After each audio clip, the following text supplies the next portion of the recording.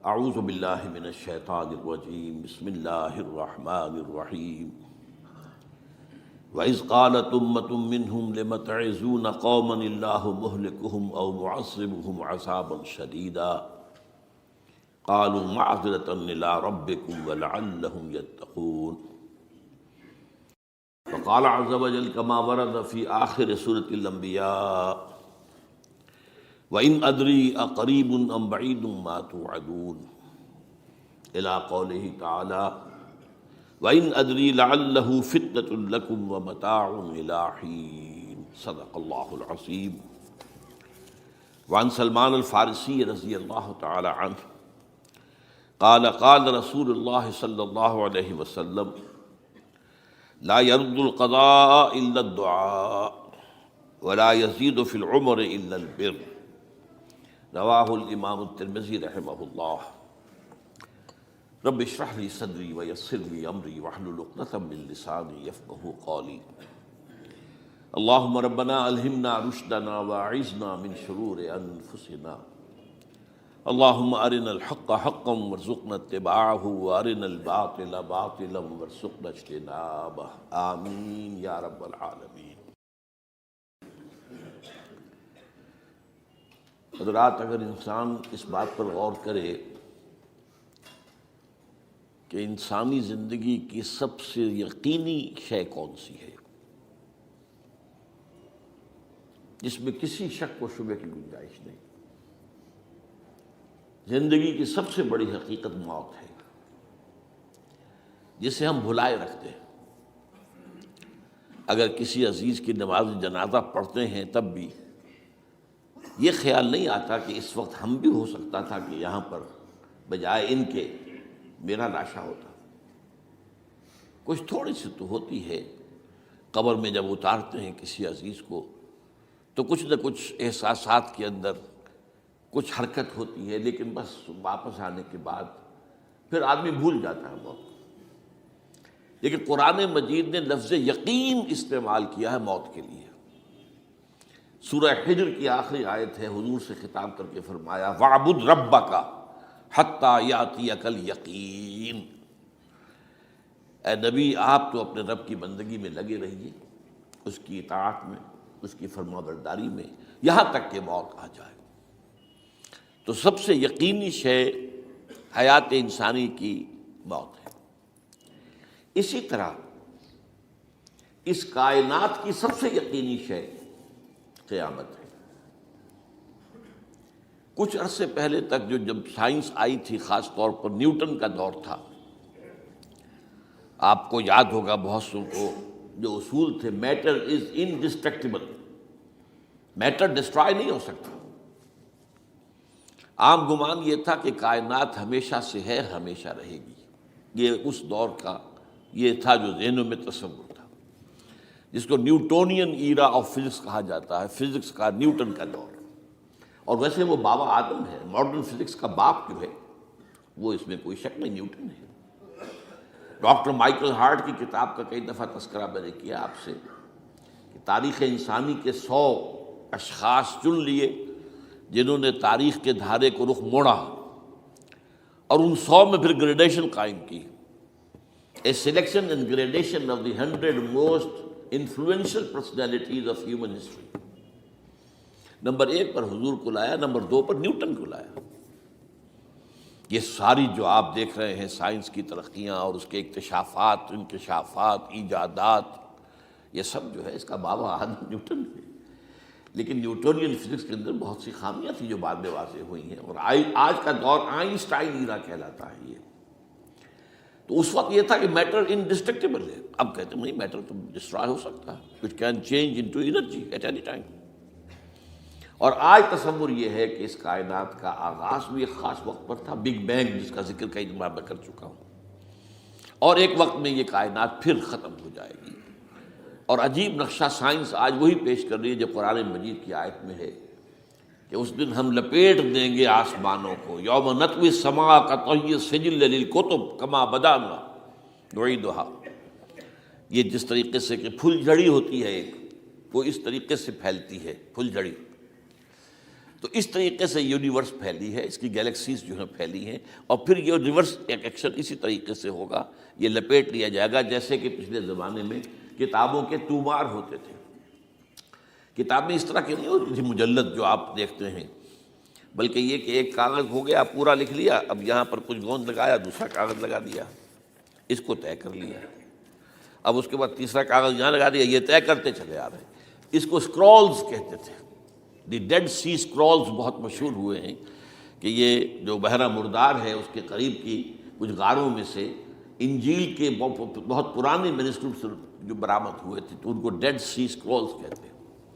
تو یہی ہے۔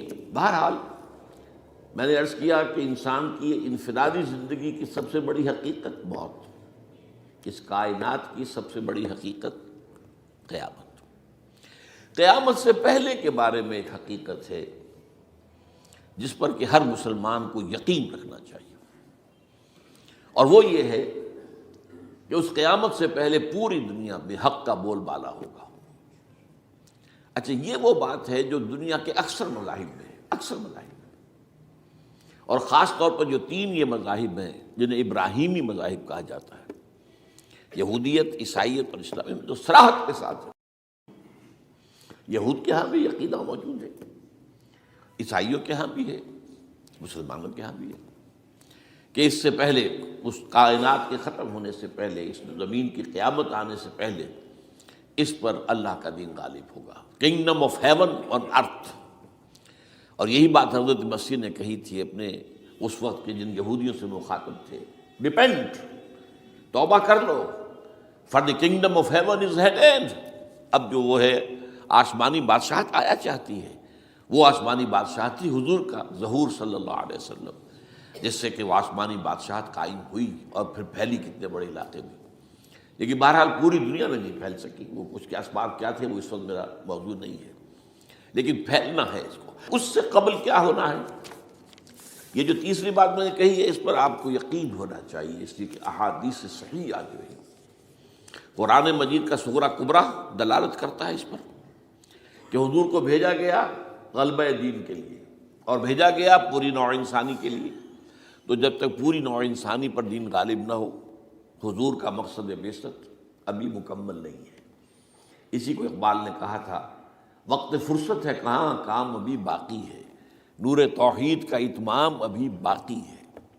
یہ چمن معمور ہوگا نغمہ توحید سے، ایک وقت آئے گا کہ پورا یہ قرہ جو ہے نغمہ توحید کے ساتھ اس کا جو ہے گونج جائے گا، لیکن یہ کہ ابھی تو نہیں ہوا ہے، نہ ہونا ہے۔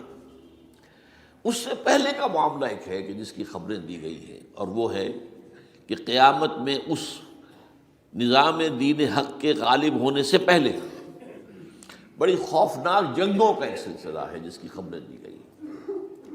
یہ یہود کے ہاں بھی ہیں خبریں موجود، عیسائیوں کے ہاں بھی ہیں، جو بائبل کا آخری باب ہے، ریولیشنز آف سینٹ جان، وہ کاشفات یوحنا ترجمہ کیا جاتا ہے، اور حضور کی احادیث میں بھی موجود ہے۔ ملاحم، باب الملاحم، یہ بہت سی کتابوں کے اندر باقاعدہ ابواب ہیں، ایک باب، باب الملاحم، جنگوں کا باب۔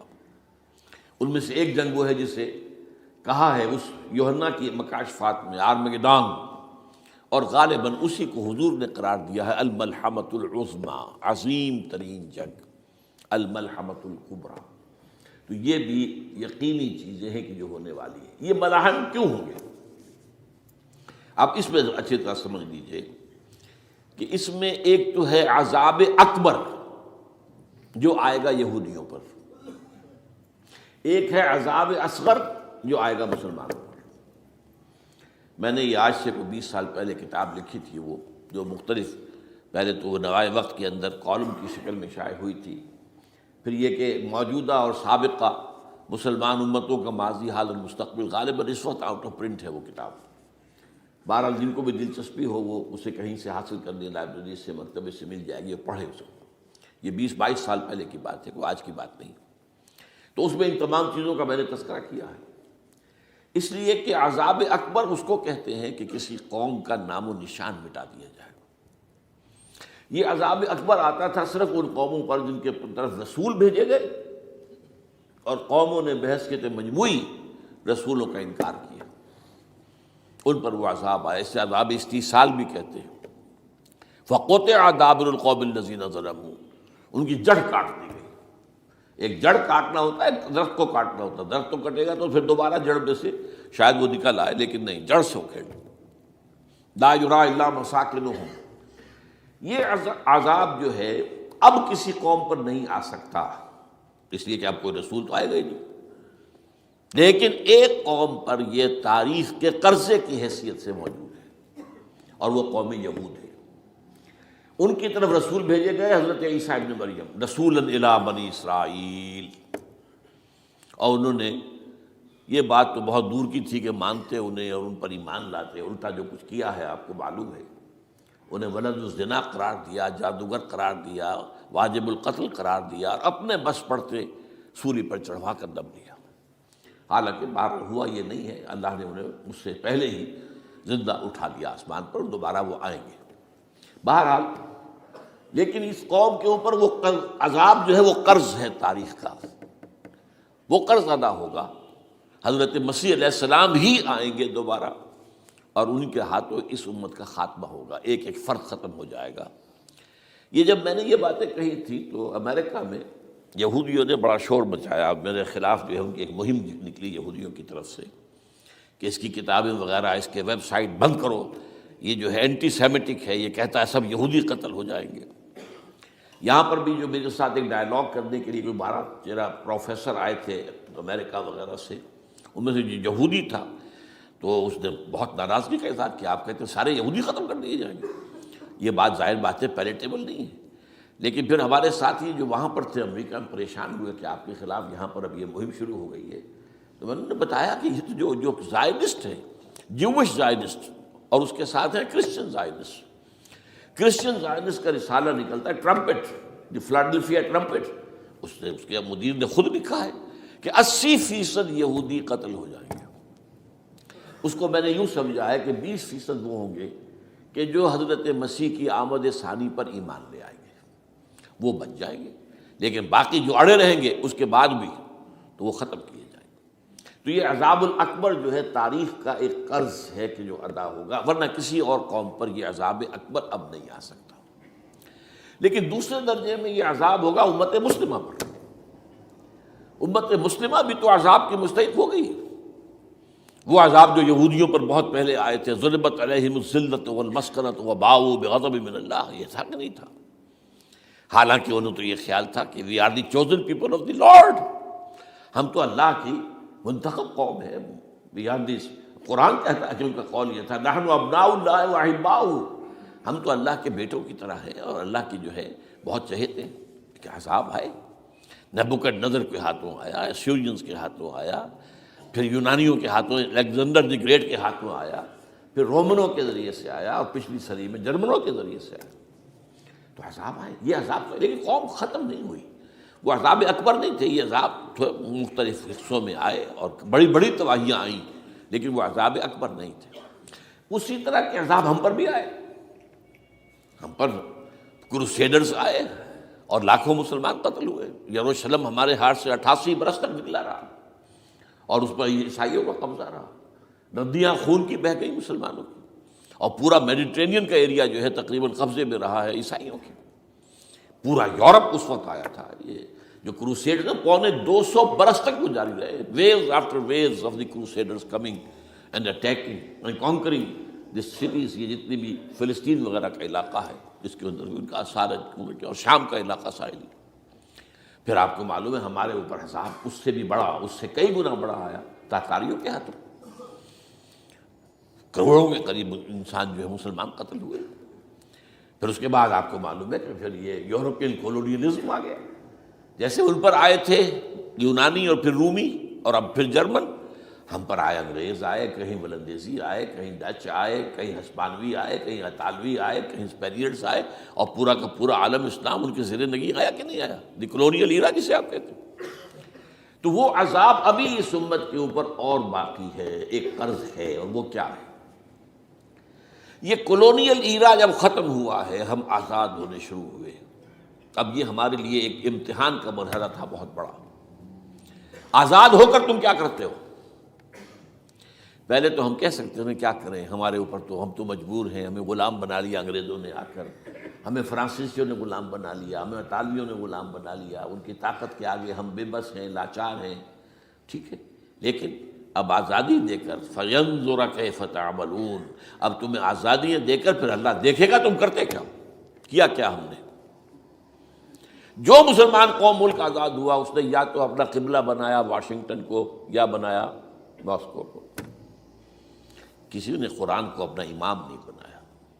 دعائیں مانگتے ہیں وَاجْعَلْهُ لَنَا إِمَامًا وَنُورًا وَهُدًى، لیکن اس کو امام بنانا، اپنا امام بنانا، اس کے پیچھے چلنا، اس کے احکام کو نافذ کرنا، اس کی شریعت کی تنفیذ کرنا، یہ اس کی تہذیب، اس کا تمدن دیا ہوا، اس کا معاشی نظام دیا ہوا، اس کو قائم کرنا،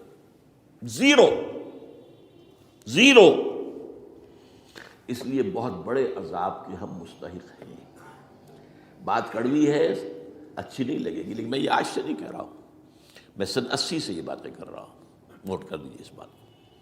البتہ اس میں یہ ہے کہ اس امت کا معاملہ سب کا ایک جیسا نہیں، لیسو سواء، جیسے سورہ آل عمران میں کہا گیا ہے کہ یہ اہل کتاب بھی سب ایک جیسے نہیں، ان میں بھی کچھ نہ کچھ نیک لوگ تھے. امت قائمۃ آناء اللیل، راتوں کو کھڑے رہنے والے، عبادت کرنے والے موجود تھے. عیسائیوں میں احبار اور رہبان جو تھے وہ بڑے نیک لوگ تھے، اس وقت بھی موجود تھے. لیکن بحثیت مجموعی کا معاملہ کیا ہے اس کو دیکھنا پڑتا ہے، بحثیت مجموعی صورتحال کیا ہے. تو صورتحال کیا ہے کہ ہم نے کہیں بھی اللہ کے دین کو قائم نہیں کیا. مذہب تو ہے، لیکن ظاہر بات ہے کہ جرم جو ہے تو پوری امت کا، لیکن سب برابر نہیں ہے. سب سے بڑے مجرم عرب مسلمان. کیوں؟ انہیں اللہ نے جو مقام دیا وہ کسی اور کو نہیں دیا. حضور ان میں سے تھے، یہ رتبہ بلند ملا جس کو مل گیا، رسول عربی ہے نا. نمبر 2، ان کی مادری زبان میں اللہ کی کتاب موجود ہے، انہیں اس کو سمجھنے کے لیے کوئی نئی زبان پڑھنے کی ضرورت نہیں ہے. کوئی ہمارے لیے تو یہ صرف پڑھیں، نحو پڑھیں، یہ پڑھیں، وہ پڑھیں، تب کہیں جا کر اپنی آنکھ سے قرآن پڑھیں، ورنہ ترجمہ پر گزارا کریں. ترجمہ ظاہر بات ہے انسپائر نہیں کر سکتا آدمی. ترجمہ تو سیکنڈ ہینڈ نالج ہے. جب آپ ترجمہ پڑھ رہے ہیں تو گویا کہ آپ اس مترجم کی آنکھ سے پڑھ رہے ہیں، اپنی آنکھ سے تو نہیں پڑھ رہے. لہذا یہ سب سے بڑا عذاب تو ان پر آنا ہے. وہ جو میں بیان کر چکا ہوں گریٹر اسرائیل کے قیام کا معاملہ کیا ہے، تباہی تو انہی ملکوں پر آئے گی نا. وہ شام ہے، عراق ہے، اس کے لیے پہلا قدم اٹھایا تھا، ابھی تو اس کو ناکام بنا دیا ہے. اللہ تعالیٰ کی جو بھی حکمت ہے.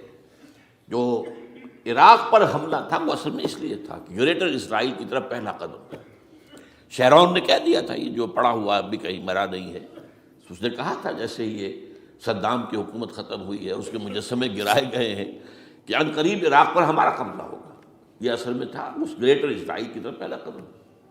لیکن بہرحال ہونا نقشے جو اب آ رہے ہیں دنیا میں اب تو بہت عام ہو گیا. 1906 سے 2006 سے چھپا ہوا نقشہ ہے وہ، اور ہمارے اخبارات میں اس کا آدھا ابھی آیا ہے. باقی آدھا تو دیا ہی نہیں گیا ہے. باقی آدھا ہے مڈل ایسٹ سے متعلق. وہاں جو نئی تقسیم ہونی ہے، عراق کے 3 حصے ہونے ہیں. ایک حصہ کردستان کے ساتھ مل جائے گا، وہ گریٹر کردستان، ایران کا کردستان، عراق کا کردستان، ترکی کا کردستان ملا کر ایک کردستان. جیسے ہمارے ہاں پاکستان کا بلوچستان، افغانستان کا بلوچستان اور ایران کا بلوچستان ملا کر گریٹر بلوچستان بنے گا. یہ ان کے نقشہ، یہ نقشہ تو اس میں دیا گیا ہے جو اب اخبارات میں چھپے. وہ اگلا حصہ جو ہے وہ میں آپ کو بتا رہا ہوں. اور جو سعودی عرب کے ٹکڑے ہوں گے کہ ایک چھوٹی سی ریاست بنا دی جائے گی مکہ مدینہ شہروں کے اوپر مشتمل. یہ ویٹیکان ہوگا، جیسے ویٹیکان سٹی ہے روم کے اندر، یہ عیسائیوں کا ایک بڑا مرکز ہے. تو ایک چھوٹی سی حکومت اسے کہتے ہیں، علیحدہ ہے. وہاں اطالوی حکومت کا قبضہ نہیں ہے، وہاں پہ ان کی اپنی حکومت ہے، پوپ کی حکومت ہے. ایسے ایک ویٹیکن، گویا کہ ایک مسلم ویٹیکن بنا دیا جائے گا مدینہ. یہ ان کے نقشے ہیں. یہ نہ سمجھے کہ ایسا ہوگا، یہ تو اللہ جانتا ہے. لیکن یہ کہ جو ہوگا وہ تو میں نے کئی دفعہ کہا، وہ تو اللہ کو معلوم ہے. یمکرون و یمکر اللہ، وہ اپنی سے چالیں چل رہے ہیں، اللہ اپنی چال چل رہا ہے. لیکن نقشوں کی یہ بہرحال اس میں جو بھی ہے یقیناً ایک حد تک کامیابی انہیں ہوگی جس کی خبریں ہمیں دی گئی ہیں. گریٹر اسرائیل ایک دفعہ قائم ہوگا، سعودی عرب سے بھی شمالی حصہ لے لیا جائے گا. مدینے میں داخل نہیں ہو سکیں گے بس. اچھا، مکے کو وہ کلیم ہی نہیں کرتے، مکے سے انہیں کوئی سروکار نہیں ہے. لیکن یہ کہ مدینے کو وہ کہتے ہیں یہ ہمارا ہے، ہمیں یہاں سے نکالا گیا تھا، اور وہاں لیکن حدیث میں ہے کہ مدینے میں داخل نہیں ہو سکے گا دجال اور اس کی جو فوج ہے، لیکن باقی شام، عراق، فلسطین، لبنان اور ترکی کا جنوبی حصہ اور مصر میں جو ہے یہ سینائی پیننسلا کے ساتھ ساتھ سارا، وہ اس پر تو رو رہے ہیں ابھی تک یہودی کہ کیوں واپس کر دیا سینائی پیننسلا، 1967 وار میں ہم نے جیتا تھا اسے، بعد میں وہ اسحاق ریبن اور یاسر عرفات کے درمیان دوستی کروائی تھی کلنٹن نے، جس کے نتیجے میں وہ واپس آیا ہے، لیکن یہ کہ وہ واپس لے گئے، اور اس کے علاوہ جو فرٹائل علاقہ ہے نائل کے ڈیلٹا کا وہ بھی ان کی شامل ہے۔ تو اس ظاہر بات ہے جب یہ ہوگا تو بڑی تباہی آئے گی، اس میں تو کوئی شک ہی نہیں۔ تو سب سے بڑی تباہی مسلمانان عرب پہ آئے گی، اور کیوں؟ ہوگے مستحق ہیں اس کے، انہوں نے اس کے باوجود کہ قرآن ان کی اپنی زبان میں ہے، انہوں نے اس قرآن کو اپنا امام نہیں بنایا۔ نمبر 2 پر میں ہمیشہ کہتا رہا ہوں کہ جو مسلمانان عجم، اگر فرض کیجئے کہ 140 کروڑ مسلمان اس دنیا میں ہیں تو 30 کروڑ کے قریب جو ہیں وہ عرب ہیں، باقی 110 کروڑ جو ہیں، 1 ارب سے زیادہ تو غیر عرب مسلمان ہیں۔ ان میں سب سے بڑے مجرم جو ہیں وہ ہم مسلمانان پاکستان، ہم نے ایک تقسیم کرائی اسلام کے نام پر، ہم نے کہا کہ ہم اسلام کا نظام قائم کریں گے، اور اللہ نے ہمیں معجزے کے طور پر ملک عطا کر دیا پاکستان۔ اب قمری حساب سے 63 برس گزر چکے ہیں، جو آپ 61 کہتے ہیں، اگر قمری حساب رکھیں 63 برس ہو چکے، کہاں ہے وہ اسلام؟ لہذا مستحق۔ لیکن اب اس میں یہ ضرور ہے کہ ابھی پاکستان کے معاملے کو میں سمجھتا ہوں کہ ہینگنگ ان دی بیلنس والا معاملہ ہے، ابھی نہیں کہہ سکتے، اللہ تعالیٰ شاید کوئی توفیق دے دے، کوئی معجزہ ہو جائے، کیونکہ میرا تو یقین یہ ہے کہ یہ قائم بھی معجزے سے ہوا ہے، جس پر میں نے تفسیراً کتاب میں لکھا ہوا ہے اپنی استحکام پاکستان، اور اب کوئی دوبارہ معجزہ ہو سکتا ہے، اور وہ معجزہ کیا ہوگا کہ پوری قوم میں توبہ کی ایک کیفیت پیدا ہو جائے، اللہ کے کرنے سے ہو سکتی ہے۔ تمام انسانوں کے دل جو ہے اللہ کی 2 انگلیوں کے مابین ہے، حضور نے ہمیں خبر دی ہے، جدھر چاہتا ہے پھر دیتا، تو کوئی عجب نہیں کہ ایسا ہو جائے۔ بہرحال اس اعتبار سے میں آپ سے عرض کر رہا ہوں کہ یہ پاکستان کے بارے میں نے جو آپ کو 2 آیتیں سنائی ہیں سورہ انبیاء کی، اس آخر کے حصے میں آئی ہیں سورہ انبیاء میں، وَإِنْ أَدْرِي أَقَرِيبٌ أَمْ بَعِيدٌ مَا تُوعَدُونَ۔ دیکھو لوگوں، مجھے یہ معلوم نہیں ہے کہ جس عذاب خداوندی کا تم سے وعدہ کیا جا رہا ہے وہ قریب آ گیا یا دور ہے۔ یہ حضور سے کہا جا رہا ہے، قل، آپ یہ کہہ دیجیے، ان ادری اقریب ام بعید ما توعدون۔ ساتھ ہی یہ بھی فرمایا وَإِنْ أَدْرِي لَعَلَّهُ فِتْنَةٌ لَكُمْ وَمَتَاعٌ إِلَىٰ حِينٍ، اور مجھے نہیں معلوم، ہو سکتا ہے کہ یہ تمہارے لیے ایک فتنہ بن کر معاملہ آ گیا ہو اور ابھی تمہیں اور مہلت دے دی جائے۔ اس حوالے سے ہم نہیں کہہ سکتے، اب آپ کو معلوم ہے میں تفصیل سے بیان کر چکا ہوں جس طریقے سے مجموعی طور پر پاکستان کا گھیراؤ کیا گیا ہے، اور جس طریقے سے یہ جتنا نیو کونز کا اور کرسچن اور جو جیوش زائنسٹ ہیں، اور اب ان کے اندر اضافہ کیجیے اب ہندو زائنسٹ کا، اب یہ جس طریقے سے گھیرے کے اندر لے رہے ہیں پاکستان کو، جس طرح بھارت کی فوج افغانستان میں بھی آ رہی ہے، اس نے اپنے کتنے قونصل خانے کھولے ہوئے ہیں افغانستان میں، کس لیے؟ جو کچھ وہ ہو رہا ہے بلوچستان کے اندر، جو کچھ ہمارا پورا صوبہ سرحد ہے، اور اس سے آگے بڑھ کر جو کچھ کراچی میں ہو رہا ہے، یہ سارے معاملات جو ہیں وہ دیکھ لیجئے تو گویا کہ باہر سے ہمارا گھیراؤ مکمل ہو چکا ہے، اور اس میں یہ ہے کہ تازہ جو بمبئی کے اندر جو ہوئے ہیں معاملات وہ نوٹ کیجئے کس طریقے سے اب اسے کہا جا رہا ہے کہ کچھ مسلمانوں نے کیا ہے، حالانکہ اس کے اندر سب سے بڑا ثبوت یہ ہے کہ ایک ہندو ہیمنت، جس نے کہ وہاں ساری تحقیقات کی کہ سمجھوتا ایکسپریس کو جو اڑایا تھا کس نے اڑایا تھا، اس کی انہوں نے کہا جب کی ہے تحقیقات، اب یہ اس کو گیو دم دی کریڈٹ، ہندو قوم کے اندر کم سے کم یہ بھی بات موجود ہے، جہاں وہ بدماشیاں ہیں وہاں یہ بھی ہے، یہ خیر بھی ہے، جہاں برائیاں ہیں ان کے اندر وہ خوبیاں بھی ہیں۔ ان کا ایک کمیشن ہے، اس نے صاف ایک ہندو کو، اور ہندو بھی سرونگ کرنل کہا یہ ہے ماسٹر مائنڈ، اس نے کروایا، اور وہ گرفتار ہوا، serving kernel of Bharat army. تو اب ظاہر بات ہے کہ اس کو مارا گیا ہے بمبئی میں، اس کو مسلمان کاہے کو مارے گے؟ مسلمانوں کا تو وہ کہ محسن تھا، وہ مسلمان کس وجہ سے اسے مارے گے؟ اسے مارنے والے کون ہیں؟ وہی ہندو زائنسٹ کہہ لیجئے ان کو، یا ہندو تشدد پسند کہہ لیجئے، جو پاکستان کو ختم کرنے پر تلے بیٹھے ہوئے ہیں۔ یہ ان کا در حقیقت کام ہے کہ اس شخص نے اتنی بڑی حرکت کی کہ ہمیں جو ہے ہماری سازش کو بے نقاب کر دیا۔ تو اصل میں لیکن یہ سب کچھ جو ہو رہا ہے وقتی طور پر تو بہت زیادہ طوفان اور جوش آیا تھا، معلوم ہوتا تھا کہ شاید 9/11 والا معاملہ جو تھا نیو یارک کا، اس کے نتیجے میں جو ایک دم امریکہ جو ہے نکلا ہے غصے کے اندر، اور پوری قوم اس کی کھڑی ہو گئی اور پوری دنیا جمع ہو گئی افغانستان پر حملے کے لیے، شاید ایسا معاملہ ہو جائے، لیکن نہیں، اللہ کا شکر ہے کہ یہ معاملہ جو ہے ان ادری لعلہ فتنۃ لکم ومتاع الی حین۔ ابھی کل کی جو تازہ ترین رپورٹ ہے وہ یہ ہے کہ اوباما کو بریفنگ دی گئی ہے کہ پاکستان کے جو نیوکلیئر بامز ہیں وہ ولنریبل ہیں، اور ان کے اندر اندیشہ ہے کہ وہ جو ہے شدت پسندوں کے ہاتھ میں نہ پڑ جائیں۔ اس کو کوئی نہ کوئی بہانہ انہوں نے بنانا ہے، یہ جو میں آپ سے عرض کر چکا ہوں۔ کچھ ہمارے لوگوں کو یہ امیدیں ہو گئی تھی براک اوباما کے آنے سے، یہ میں نے پھر اس کے بعد ایک مضمون میں پڑھا ہے، آپ کے لیے بھی نئی بات ہوگی۔ براک کا لفظ جو ہے اس میں یہ بھی اسلامی ہے، یہ برکت سے ہے، اس لیے کہ اس کا باپ جو ہے وہ سواحلی علاقے کا، سواحلی زبان جو ہے، کینیا کا ساحلی علاقہ جو ہے وہ سواحلی زبان جو ہے اس میں عربی کی بڑی آمیزش ہے، کیونکہ وہ تو بہت قریب ہے نا، عرب سے کتنا فاصلہ ہے، وہ درمیان میں وہ ریڈ سی ہے، بڑا چھوٹا سا سمندر ہے، تو سواحلی زبان میں عربی اثرات ہیں۔ تو یہ برکت والی بات، جیسے ہم کہتے ہیں کسی کا نام برکت حسین، برکت علی، تو یہ وہ ہے باراک برکت والا، باراک حسین، اور پھر حسین کا موجود۔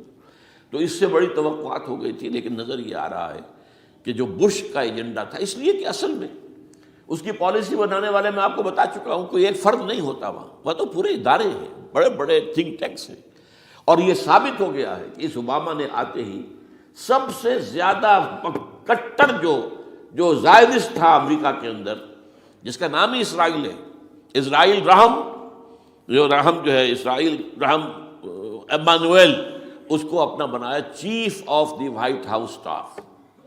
اور یہ وہ شخص ہوتا ہے کہ جو گویا کہ جس کے گھیرے میں ہوتا ہے صدر امریکہ کا۔ صدر سے کون مل سکتا ہے، یہی فیصلہ کرے گا، کون نہیں مل سکتا یہ فیصلہ کرے گا، کون سی رپورٹ صدر تک جائے گی یہ فیصلہ کرے گا، کون سی رپورٹ روک لی جائے گی یہ فیصلہ کرے گا۔ تو گویا کہ صدر کے کان بھی ہو، صدر کی آنکھ بھی ہو، لہذا صدر جو ہے اس کے تو اوپر گھیرا ہوتا ہے۔ اور اس سے بھی آگے بڑھ کر نوٹ کیجیے، میں نے آپ کو پہلے بتایا بھی تھا، ساؤتھ ایشیا کے لیے اس نے اپنا ایڈوائزر بنایا ہے ایک ہندو کو، اس کا نام ہے سونال شاہ، اور یہ جو ہندوؤں کی تنظیم ہے، جو انتہائی جو ایکسٹریمسٹ ہندو ہیں، وشوا ہندو پریشد، یہ وشوا سری پرشانت ہے، جس کا اسٹوڈنٹ ونگ ہے بجرنگ دل کا یاد۔ ساؤتھ ایشیا سے مراد بھارت اور پاکستان، اس کے معاملات میں اس کا ایڈوائزر جو ہے سونال شاہ ہے۔ تو حالات جو ہے اس اعتبار سے انتہائی یوں سمجھیے کہ خطرناک۔ اور دوسری طرف اندرون معاملہ کیا ہے؟ سائنس کی دو اصطلاحات آپ نے سنی ہوگی، centrifugal forces, centripetal forces. Centrifugal وہ ہوتی ہے کہ جو مرکز سے توڑنے والی ہوتی ہے، بھاگتا ہے ہر ایک مرکز کو چھوڑ کر، یہ سینٹریفیوگل فورسز ہے۔ سینٹریپیٹل وہ ہوتی ہیں جو مرکز کی طرف لانے والی ہوں، جو ایک مرکز کے گرد لوگوں کو جمع کرے، تو مرکز گریز اور مرکز کی طرف رخ کرنے والی۔ ہمارے پاس سینٹریپیٹل فورس صرف ایک ہے، وہ اسلام ہے، اور وہ ہے نہیں۔ ہر چند کہیں کہ ہے، نہیں ہے، کہاں ہے؟ نظام کہاں ہے؟ مذہب تو ہے، مذہب تو انڈیا میں بھی ہے، مذہب امریکہ میں بھی ہے، مذہب کی تو کوئی کمی نہیں ہے۔ فاسٹسٹ گروئنگ ریلیجن میں نے بارہا کہا ہے دنیا میں مانا جا رہا ہے کہ اسلام، لیکن مذہب دین کہیں نہیں۔ حضور بھیجے گئے تھے دین کو غالب کرنے کے لیے۔ هو الذی ارسل رسولہ بالہدی ودین الحق لیظہرہ علی الدین کلہ۔ سینٹریفیوگل فورسز آپ کو یاد ہوگا، میں نے گنوا دیا تھا ایک دفعہ۔ آپ کا نارتھ پول کیا ہے؟ NWFP، وہاں حکومت اس نے کن کی ہے؟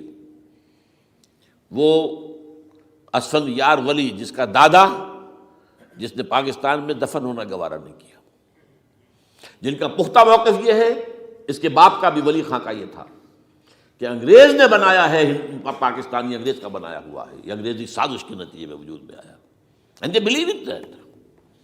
اور اس کے ساتھ مولانا فضل الرحمان ہیں، جن کے والد مرحوم نے یہ کہا تھا کہ اللہ کا شکر ہے ہم پاکستان کے بنانے کے گناہ میں شامل نہیں تھے۔ یہ ہیں اس وقت وہاں کی فورسز۔ اور جنوب میں نہ معلوم کب سے ان کا نقشہ بن رہا ہے جب سے یہ MQM قائم ہوئی تھی، مہاجر قومی موومنٹ تھی، بعد میں انہوں نے اپنا رنگ بدلا ہے، کچھ تبدیل کیا ہے، لیکن یہ کہ اصل میں تو وہی ہے. گرگٹ رنگ بدل رہے تو اس کی فطرت تو نہیں بدلتی، ہے تو وہی اردو اسپیکنگ. اور اب جو ہنگامے ہو رہے ہیں وہ پختون اور اردو اسپیکنگ کے درمیان ہنگامے ہو رہے ہیں، اور زیادہ پٹھانوں کو مارا جا رہا ہے، ان کی دکانیں جلائی جا رہی ہیں. یہ بسیں وسیں جتنی جلتی ہیں وہ اس لیے کہ زیادہ تر ٹرانسپورٹ جو ہے وہاں پر وہ پختونوں کے ہاتھ میں ہے. یہ وزیری وغیرہ لوگ جو ہے محسود ہیں، یہ لوگ ہیں وہاں پر جو ہے اکثر و بیشتر بہت سے مساجد کے اندر آپ کو جو امام ملیں گے وہ پٹھان ملیں گے، جو پہرے دار ملیں گے وہ پٹھان ملیں گے. بہت بڑی تعداد ہے، لیکن یہ کہ اس کے اوپر وہاں پر فساد شروع ہو گیا. بلوچستان کا معاملہ سب کو معلوم ہے.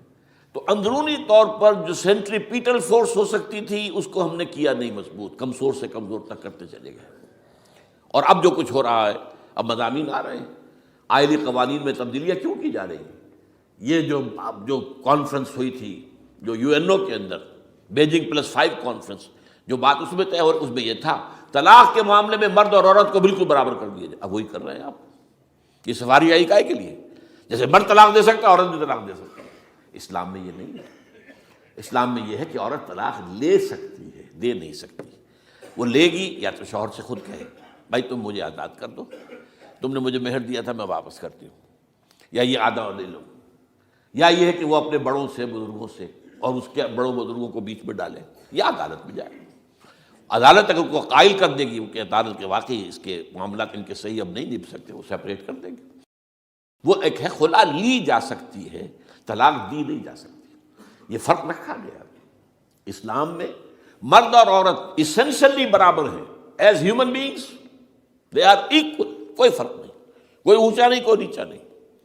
جو بھی انسان کے اندر شرف انسانیت ہے، اشرف المخلوقات ہونے کا جو مقام حاصل ہے، وہ مرد کو بھی عورت کو بھی ہے. ان میں کوئی فرق نہیں. لیکن جب ایک مرد اور ایک عورت مل کر ایک خاندان کی بنیاد ڈالتے ہیں، اب وہ برابر نہیں ہے. الرجال قوامون علی النساء. کوئی بھی انسٹیٹیوشن ہو اس میں دو برابر کے سربراہ نہیں ہو سکتے. دونوں کا اختیار ایک جیسا ہو تو کیسے چلے گی گاڑی؟ چل ہی نہیں سکتی. آپ ڈائریکٹر جو ہے 100 بنا لیں، مینیجنگ ڈائریکٹر ایک ہوگا. ظاہر بات ہے دو تو نہیں ہو سکتے. لہذا انسٹیٹیوشن فیملی کے لیے اسلام نے جو نظام دیا ہے، یہی طلاق کا معاملہ ہے، وراثت کا معاملہ ہے. عورت کے ذمے کچھ اور کام لگائے ہیں، مردوں کے ذمے کچھ اور کام لگائے ہیں. مرد ذمہ دار ہے، کفیل ہے، لہذا وراثت میں اس والد کی طرف سے اسے 2 حصہ ملتا ہے. لڑکی کی کوئی ذمہ داری ہے ہی نہیں. وہ تو بلکہ شادی بھی ہوگی تو شوہر سے مہر لے گی، لڑکا شادی کرے گا تو مہر دے گا. تو یہ تمام چیزیں جو ہیں آرٹیکولیٹڈ ہیں، یہ ایک دوسرے کے ساتھ منطقی طور پر جڑی ہوئی ہیں، اور وہ جو ہے تباہ کرنے کر تلے ہوئے ہیں ہمارے خاندانی نظام کو. عورت اور مرد کو برابر کر دیا جائے. یہ سارا، اور اس سے پہلے جو آیا تھا معاملہ وہ بھی تقریباً یہ ہے کہ زنا کے معاملے سے جو خوف ہو سکتا تھا عورت کو وہ ختم ہو جائے. اس لیے کہ عورت کا معاملہ کیا ہے، اگر زنا سے حمل رہ گیا تو اس کا ثبوت تو آ گیا، کوئی اور گواہ ہے یا نہیں ہے، یہ حمل کہاں سے لائی ہو تم؟ ٹھیک ہے، طے کیا کر دیا. پرچہ بھی درج نہیں ہو سکتا اس کا جب تک کہ 4 چشمدید گواہ جا کر کسی مجسٹریٹ کے سامنے گواہی نہ دیں کہ ہم نے اپنی آنکھوں سے دیکھا ہے، تب پرچہ درج ہوگا. تحقیق اس کے بعد ہوگی. یہ کہاں ہوگا؟ اس کا مطلب ہے وہ خوف ختم، جو خوف ہو سکتا تھا، جو عورت کو روکتا ہے. ایک تو یہ کہ ہمارے ہاں وہ جو بھی آبادی کا معاملہ تھا اور یہ جو برتھ کنٹرول کے معاملے نے آ کر خوف ختم کیے تھے. اور اس کی باقاعدہ جو ہے امریکہ میں، یورپ میں تعلیم دی جاتی ہے. ٹین ایجرز کو اسکولوں کے اندر سکھایا جاتا ہے کہ تم جو چاہو کرو، لیکن یہ کہ یہ ذرا یہ احتیاط کرو. بس اللہ خیر سن. وہی اسی رنگ پر ہماری تہذیب کو لے جانا چاہتے ہیں. اب یہ دونوں نقشے ایسے ہیں کہ جس کے نتیجے میں جیسا کہ میں نے عرض کیا، محسوس ایسا ہوتا ہے. یہ میں ابھی کہہ رہا ہوں، میں یقین سے نہیں کہہ سکتا. وَإِنْ أَدْرِي لَعَلَّهُ فِتْنَةٌ لَكُمْ وَمَتَاعٌ إِلَىٰ حِينٍ. ہو سکتا ہے، ہوپنگ اگینسٹ ہوپ، ہو سکتا ہے کوئی معجزہ آ جائے اللہ تعالیٰ کی طرف سے. جیسے کہ پہلے معجزہ آیا تھا تو خدایا آن کرم بارے دیگر کو نے اللہ دوبارہ بھی معجزہ دکھا، اور ان تمام سختیوں سے، ان تمام سے ہمیں گزار کر اس کا امکان موجود ہے. امکان کو میں نفی نہیں کر سکتا، اس لیے کہ اللہ کی قدرت ہے. یخرج الحی من المیت، مردے سے زندہ کو برآمد کرتا ہے. ایک قوم مر چکی ہو، اس میں سے ایک زندہ قوم برآمد ہو جائے. جیسا کہ میں نے پچھلے سال جو تحریک چلی تھی جو وہ کلا کے تو میں نے کہا تھا کہ مجھے یہ گمان ہوا کہ میں یہ سمجھ بیٹھا تھا کہ یہ قوم بالکل مر چکی ہے، لیکن نہیں، جان ہے۔ یہ میں اس سے پہلے یہ جملہ کہا کرتا تھا، it's no use whipping the dead horse, لیکن میں نے کہا نہیں، جان ہے اس میں۔ ہمارے ہاں کا پڑھا لکھا طبقہ، تعلیم یافتہ لوگ، انہوں نے جو سختیاں جھیلی ہیں، جس طریقے سے کہ مصائب برداشت کر کے انہوں نے اس تحریک کو برقرار رکھا، اب تک رکھا ہوا ہے، یہ بہت بڑا کارنامہ ہے، اور اس سے معلوم ہوتا ہے، اس سے کچھ نہ کچھ امید کی کوئی کرن پھوٹتی نظر آتی ہے۔ لیکن باقی جو لوگ کہتے ہیں کہ نہیں بس یہ تو بنا ہے اللہ کے حکم سے اور قائم رہے گا، ان سے میں کہا کرتا ہوں کہ وہ اللہ کی سنت سے واقف نہیں ہے۔ اللہ کی سنت سزا کی بھی تو ہے نا۔ اللہ تعالیٰ رسی دراز کرتا ہے، ایک دم کھینچ بھی لیتا ہے، یہ بھی اللہ کی سنت ہے۔ مہلت دیتا ہے، پھر ایک دم جو ہے ایک وقت کے اوپر آ کر فیصلہ بھی کر دیتا ہے۔ جو عجب نہیں، ڈرتے رہنا چاہیے، کچھ پتہ نہیں۔ ما غرک بربک الکریم، یہ قرآن مجید میں یہ مضمون کئی بار آیا ہے کہ لوگوں کو بعض اوقات شیطان جو ہے یہ دھوکہ، اللہ بڑا کریم ہے، بڑا غفور ہے، بڑا رحم کرنے والا۔ بھائی وہ کریم ہے، غفور ہے، لیکن منتقم بھی ہے۔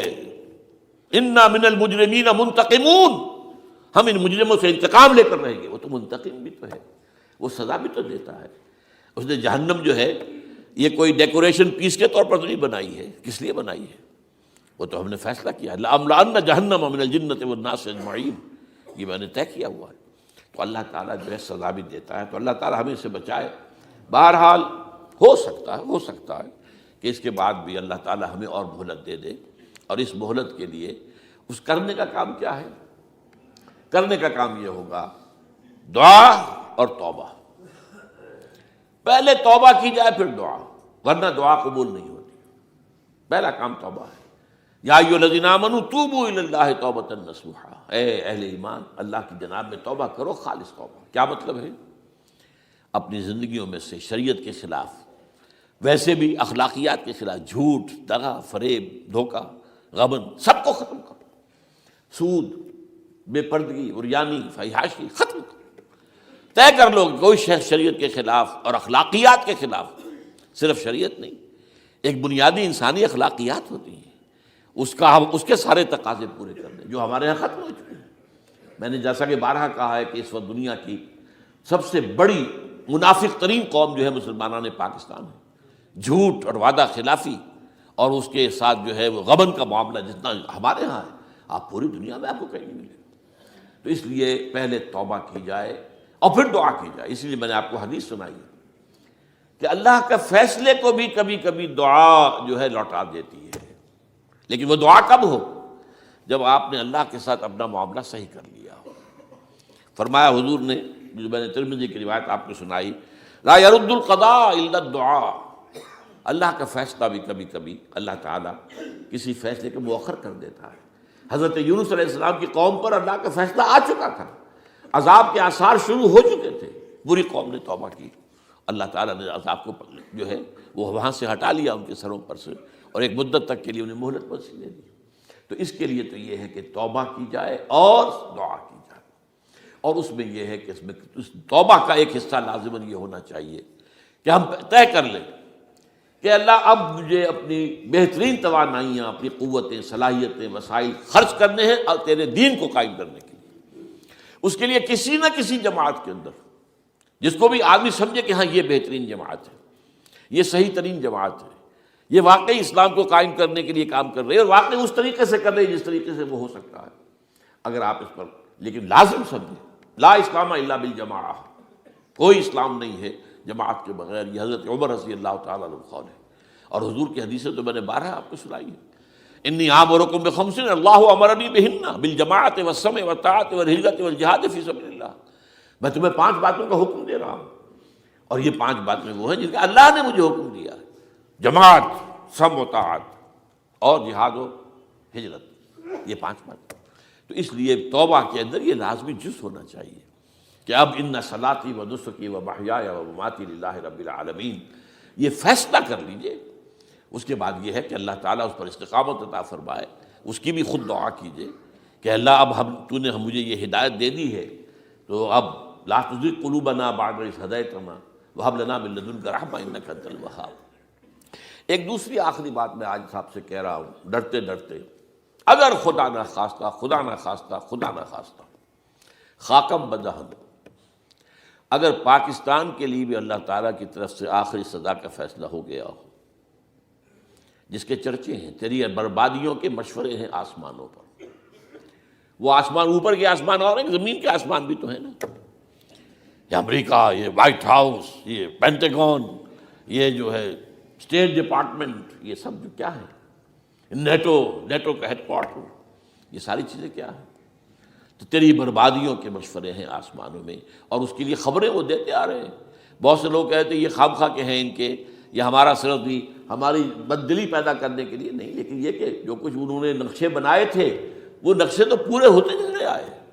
1897 میں یہودیوں نے جو فیصلے کیے تھے، 20 برس کے بعد بالفور ڈیکلریشن کی شکل میں وہ فیصلہ آ گیا، یہودیوں کو فلسطین میں آبادی کا حق دے دیا گیا، Balfour declaration 1917، only 20 years later. اس کے 20 سال بعد 48 میں اسرائیل قائم ہو گیا۔ کوئی تصور کر سکتا تھا پچھلی صدی کے اندر یہودیوں کی حکومت قائم ہو جائے گی دنیا میں؟ کہیں امکان کوئی نہیں تھا۔ پوری دنیا میں پھر ادھر ادھر پھیلے ہوئے، منتشر، جسے وہ ڈائسپورا کہتے ہیں، اور یورپ میں تو شدید نفرت تھی ان سے۔ لیکن یہ کہ جس طرح انہوں نے رفتہ رفتہ وہاں پر قدم جمائے ہیں، جس طرح ان کو اپنے قابو میں لیا ہے، جس طرح ان میں مذہبی تقسیم پیدا کی ہے، کیتھولکس کی اور پروٹیسٹنٹس کو اعلی کار بنایا ہے، سیکولرزم اور اس کے بعد سود پر مبنی معیشت کا نظام وہاں نافذ کیا ہے، بینک کا نظام قائم کیا ہے، ای بنوک، ای فکر چالاک یہودیوں کا قائم کرنا ہے یہ بینک کا نظام، اور سب سے پہلا بینک انہوں نے انگلینڈ میں قائم کیا تھا۔ تو ان کی جو باتیں ہیں وہ تو پوری ہو رہی نظر آ رہی ہیں، ان کے نقشے جو ہیں ان کے سامنے آ رہے ہیں ہمارے۔ تو اس حوالے سے ہو سکتا ہے خاکم بدہن، اگر خدا نہ خواستہ یہ لکیر ختم ہو جائے، تب بھی ظاہر بات ہے زمین تو کوئی ختم نہیں ہو جائے گی، اللہ کی زمین ہے۔ کیا پاکستان نہ بنتا تو ہمارے ذمے نہیں تھا کہ اللہ کے دین کو دنیا میں قائم کرنے کی جد و جہد کرتے؟ وہ تو بحیثیت مسلمان ہمارا فرض ہے۔ کیا حضور اکثریت میں تھے عرب میں؟ وہ تو اقلیت میں بھی نہیں تھے، ایک آدمی تھا اللہ کا بندہ کھڑا ہوا ہے، جو جنہوں نے ایک مرتبہ حضور کی بات سنی ہے اور جا کر کہا ہے اپنی قوم، یا قومنا اجیبوا داعی اللہ، اے ہماری قوم کے لوگوں، اس اللہ کی طرف دعوت دینے والے کی پکار کو سنو، لبیک کہو۔ تو کوئی عجب نہیں، یہ جو اقبال نے الفاظ کہے ہیں، تو نہ مٹ جائے گا ایران کے مٹ جانے سے، نشہ میں کو تعلق نہیں پیمانے سے، اور ہے آیاں فتنہ تاتار کے افسانے سے، پاسباں مل گئے کعبے کو صنم خانے سے۔ تاتاریوں کے ہاتھوں کروڑوں مسلمان قتل ہوئے، اور پھر وہی تاتاری مسلمان ہو گئے۔ امت مسلمہ کی قیادت ان تاتاریوں کے ہاتھ میں آ گئی، عربوں سے لے کر ان تتولوا یستبدل قوما غیرکم، جو بات سورہ محمد میں کہہ دی گئی تھی بالکل آغاز میں، اگر اے عربوں تمہیں جو مقام ہم نے دیا ہے، اپنا رسول تم میں سے بھیجا، بعث فی الامیین رسولا منہم، تمہاری زبان میں اپنی کتاب نازل کی، تو تمہیں جو مشن سونپا ہے اگر تم نے اسے پیٹھ دکھا دی، تمہیں ہٹائیں گے، کسی اور قوم کو لے آئیں گے۔ اور یہ 13ویں صدی عیسوی میں ہو گیا۔ 1258 میں آخری خلیفہ بنو عباس کا اسے محل سے نکالا ہے مستعصم باللہ کو، اور ایک جانور کی کھال میں لپیٹ کر ڈال دیا ہے گلی میں، اور گھوڑے دوڑا دیے اس کے اوپر۔ یہ آخری چراغ گل ہوا ہے بنو عباس کا، جس پر کہا تھا سعدی نے، آسمارا حق بود بر خوب بارد برزمی بر زوال ملک مستعصم امیر المومنین۔ مستعصم باللہ نام تھا آخری خلیفہ کا، اس کی حکومت کے زوال پر آسمان سے خون بھی برسے تو اس کا حق ہے آسمان کو کہ خون کی بارش کرے۔ تو یہ چیزیں ہیں جو کہ نوٹ کرنے کی ہیں۔ اگر خدا نہ خواستہ ایسا ہو جائے تو ظاہر بات ہے کہ اسلام پھر بھی زندہ رہے گا۔ ہم مر سکتے ہیں، اسلام نہیں مرے گا، اسلام کو تو رہنا ہے۔ جیسا کہ حضور نے فرمایا کہ میں آخری رسول ہوں، تم آخری امت ہو، وہ تو یہ ہے، البتہ یہ ہے ہو سکتا ہے ہم سے یہ قیادت چھین کر کسی اور کو دے دی جائے، اور کوئی عجب نہیں کہ ہندوؤں سے ہمیں پٹوا کر ہندوؤں کے ہاتھ میں دے دی جائے۔ تاریخ کی میں مثال دے رہا ہوں، ہے یہاں فتنہ تاتار کے افسانے سے، پاسباں مل گئے کعبے کو صنم خانے سے۔ آخر ہندوستان میں 20 کروڑ مسلمان ہے کہ نہیں، بلکہ زیادہ ہے۔ آپ سوچئے اس ہندوستان کی سرزمین سے شیخ احمد دیدات پیدا ہوا تھا، جس نے پوری دنیا میں عیسائیوں کو جو ہے وہ مناظروں میں شکست دی ہے۔ اسی ہندوستان سے آج ذاکر نائک کھڑا ہوا، پوری دنیا میں ڈنکا بجا رہا ہے عیسائیت کے خلاف، یہودیت کے خلاف، ہندو مت کے خلاف، ان کی کتابوں سے، ان کے ویدوں سے، ان کے تمام جو اسکرپچرز ہیں ان کے حوالے سے ثابت کر رہا ہے تمہارا دین غلط ہے، تمہارے ہاں تو محمد کی بشارتیں موجود ہیں، دیکھو یہ ہے، یہ کتابیں ہیں، یہ پڑھی انہوں نے۔ میں نے کبھی کہا تھا مولانا علی میاں رحمۃ اللہ علیہ سے کہ مولانا، میں یہ گیا تھا ان کے پاس ملاقات کے لیے، میرا خیال ہے کہ سن 82-83 کی بات ہے، کہ میں اور کسی سے تو توقع نہیں رکھتا لیکن آپ سے توقع رکھتا ہوں کہ آپ زیادہ روشن خیال علماء میں سے ہیں، کہ آپ ندوۃ العلماء لکھنؤ کے اندر آپ سنسکرت کی تعلیم کو لازمی کریں، تاکہ آپ کے فارغ التحصیل لوگ نکلیں تو وہ پڑھ سکیں ویدوں کو کہ ویدوں میں کیا لکھا ہوا ہے، ہندو کے ذہن کو تو سمجھے کہ ہندو کا ذہن ہے کیا، اس کا فکر کیا ہے، اس کی سوچ کیا ہے، اس کے عقائد کیا ہیں، جو وہ ظاہر کر رہے ہیں وہی ہیں یا واقعی ان کی کتابوں میں کچھ اور ہے۔ آج ہمارا بھی ظاہر بات ہے کہ آج اسلام جو ہے، کوئی تازیوں کے جلوسوں سے کوئی اسلام کو پہچانے، یا جو پیروں کے مقبروں کے اوپر جو ہے صوفیہ کے جو عرس ہو رہے ہیں اس کے حوالے سے اسلام کو پہچانے گا، تو کیا وہ صحیح اسلام کو پہچانے گا؟ اسی طریقے سے آپ کو ہندو مذہب کا ذہن جو ہے کیا ہے، تو وہ وعدہ کیا کہ ہاں آپ نے بہت اچھی بات کہی ہے۔ 2 سال کے بعد میری ملاقات وہاں ہوئی ایک کانفرنس میں، وہ بھی مدعو تھے، میں بھی تھا شکاگو میں۔ میں نے پوچھا مولانا وہ آپ نے کیا؟ کہ میں تو بھول ہی گیا۔ یہ ہمارے علماء کا اصل میں معیار ہے، نئی بات کو جو ہے کوئی قبول کرنا ان کے لیے اتنا آسان نہیں۔ آج ذاکر نائک کر رہا ہے، ڈٹ کر کر رہا ہے، ان کے اسکرپچرز سے، ان کے حوالوں سے، اپنشد سے، اور تمام جو ان کے جو ہیں ویدوں سے، تو یہ کام جو ہو رہا ہے۔ اسی طریقے سے یہ بھی بات میں آپ کو بتا دوں کہ میرے دورہ ترجمہ قرآن کی جس قدر پذیرائی بھارت میں ہو رہی ہے، پاکستان میں نہیں ہے۔ پاکستان میں تو میرے چینلز بند کر دیے گئے، مجھ پر بہت سے چینلز جو ہیں ان کا دروازہ بند ہے، پی ٹی وی میں تو میرا داخلہ ہی حرام ہے، اور باقی سب نے بند کر دیا گیا۔ ایک جو ہے ہمارے ہاں ایک مائنورٹی کمیونٹی ہے، وہ اتنی زوردار ہے، اور ظاہر بات ہے نیوسنس ویلیو اگر زیادہ ہے تو وہی چیز دنیا میں چلتی ہے۔ آپ کو معلوم ہے بند کرا دیا انہوں نے کچھ عرصے کے لیے، اب ذاکر کا پروگرام بھی ممبئی میں بند کرا دیا تھا، لیکن وہاں تو کھل گیا، اس لیے کہ کم سے کم ذاکر نے پچھلے دنوں کہا ہے ایک کانگریس ایک اپنے اجلاس کے اندر، اور یہ عجیب بات ہے، اس سے پہلے اس نے کبھی کوئی سیاسی بات نہیں کی، لیکن اس نے یہ بات کہی ہے کہ پہلے تو کہا جاتا تھا ہندوستان میں کہ مسلمان تعلیم حاصل نہیں کرتے، جاہل ہیں، اس لیے پیچھے رہ جاتے ہیں، اور آج جب مسلمان آگے آگے ہے تعلیم میں، تو اب آئی ٹی کے میدان میں دروازہ بند کر دیا گیا مسلمانوں کا۔ یہ اس نے کھل کر کہا ہے، بامبے کی اسٹیج پر کہا ہے، لیکن اس نے یہ کہا کہ جو کچھ بھی ہے ہندوستان میں، لیکن ایک بات ہے کہ ہندوستان کی عدلیہ صحیح جگہ پر قائم ہے، اس کا مقام درست ہے۔ آپ سوچئے ہمارے ہاں اس کا تصور ہے کہ اس طریقے کی انکوائری کمیٹی آئے اور اس طرح کھل کر اس کا جو ہے لوگوں کے سامنے اس کو بیان بھی کر دیا جائے؟